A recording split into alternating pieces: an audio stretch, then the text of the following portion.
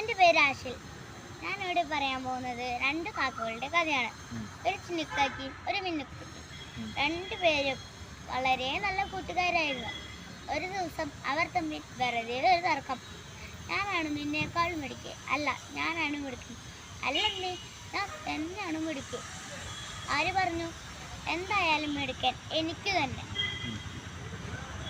എന്നാൽ നമുക്കൊന്ന് പരീക്ഷിച്ച് നോക്കിയാലോ? ശരി, ഞാൻ റെഡി. ഉം. കേട്ടോളൂ.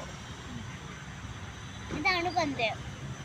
കനമുള്ള സഞ്ചി കാലിൽ തൂക്കി പറക്കണം. ശരി, ആയിക്കോട്ടെ. രണ്ടുപേരും പന്തയത്തിനു തയ്യാറായി. ചിന്നുക്കാക്ക ദുഷ്ട മനസ്സുള്ളൊരു കാക്കയായിരുന്നു. അവൻ സ്വന്തം സഞ്ചിയിൽ പഞ്ഞത്തുണ്ടുകൾ നിറച്ചു. മിന്നുവിന്റെ സഞ്ചിയിൽ ഉപ്പാണ് നിറച്ചത്. ഇരുവരും പറന്നു തുടങ്ങി. മിന്നു ചിന്നുവിനേക്കാൾ